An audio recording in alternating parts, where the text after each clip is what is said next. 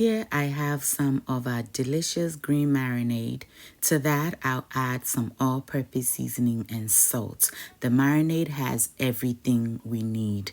I then drizzled some olive oil over it and will stir everything together until well combined and set it aside. Hello, my sweets. Welcome back. Today we'll be making some grilled fish for daddy. He's on his way home and that is what he is craving, so we're putting it together quickly, and that is why you need to make your homemade green marinade. Now we'll set it aside and prep our fish. So here I'm using some Bronzini or Bronzino fish. I'm going to score it beautifully so that the ingredients or our marinade will get into our fish very nicely and quickly.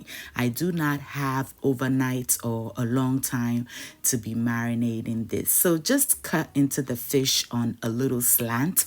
That way the marinade will spread out beautifully. Once that is done, we're going to add our marinade all over our fish. First, I'll do one side and I'll flip the other side, but over onto my baking tray because I don't want to lose any marinade, you know. We'll start by adding the marinade into the cavity area and then all over the fish, ensuring that some of it enters into the scored area. Today's special tools goes to Ecole Jettison and Martini Chiller from South Africa. Thank you for always watching and engaging in my videos.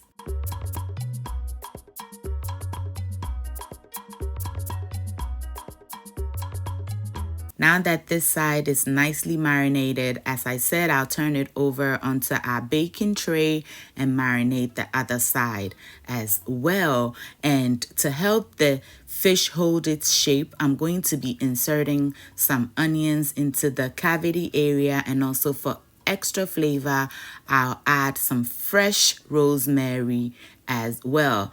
I just have rosemary at home, that's why I'm adding it, but our green marinade is already super flavorful.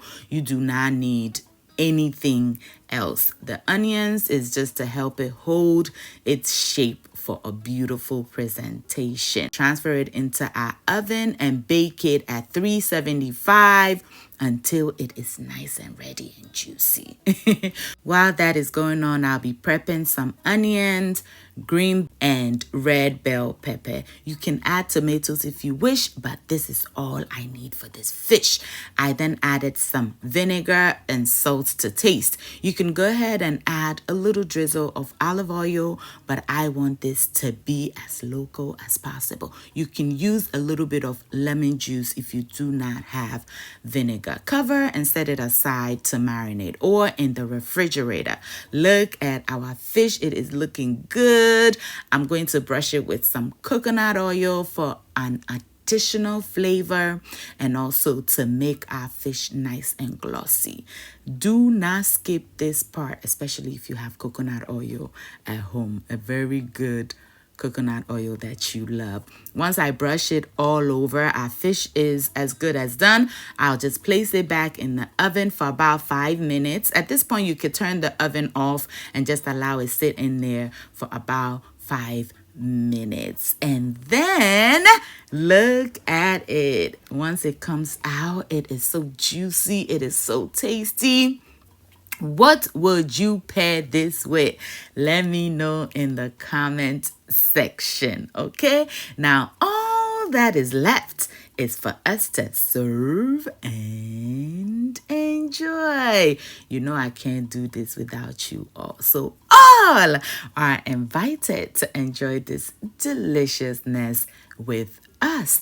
If you've enjoyed me until now, I do want to thank you so very much. Why not let me know where you're watching from, and I'll give you a special too in our next recipe. Now, I just realized I forgot to add the gari eba that we will be enjoying with this recipe. So I quickly did that, and once I added it, it looked so beautiful. So I had to come up with a way of getting a beautiful picture, even though I gutted it already. So I just placed some of the onions and peppers over there, and it was just as beautiful as ever. And this combination was absolutely wicked. Until I see you in the next one, stay safe, keep loving each other, and remember that the love of God and family is life's greatest blessing. And guys, ke onamini ochemi sweet mahabotu. Bye, y'all. You can enjoy this with Bankun, the gari that I'm enjoying with Kenke, even Kokonde. Bye, y'all.